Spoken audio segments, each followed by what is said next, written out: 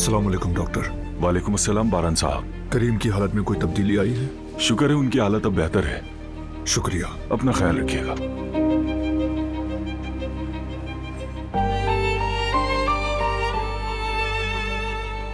Okan, पूरा दिन गुजर गया, दारिया की कोई खबर नहीं मिली। हम उसका पीछा कर रहे हैं, जैसे कुछ पता चलता है मैं आपको बताता हूँ। ओकान, हमारे पास जाया करने के लिए वक्त नहीं। वो दूसरे मुल्क भाग सकती है, कुछ भी कर सकती है वो। जल्दी करो। हम अपनी हर मुमकिन कोशिश कर रहे हैं, आप फिक्र मत करें भाई। उम्मीद है दारिया को जल्दी पकड़ लोगे, इससे पहले कि वो किसी और को नुकसान पहुंचाए।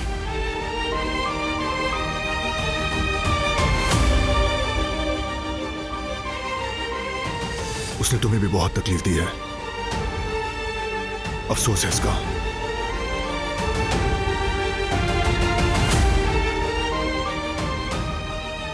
सबसे पहले उसे घर में लाना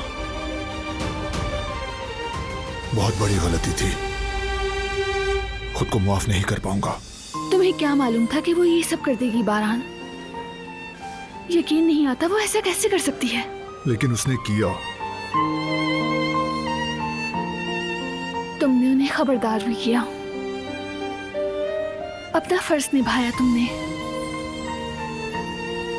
हर इंसान दूसरे मौके का हकदार होता है। शायद वो अपनी गलतियों से सीख चुकी हो, बदल चुकी हो, शायद सब ठीक हो सकता हो। काश हो सकता। मैंने कभी यकीन नहीं किया, एक लम्हे को भी नहीं लगा कि दारिया पतली है या संभली है। फराद से मंगनी समेत उसकी हर चीज झूठ का पुलंदा थी।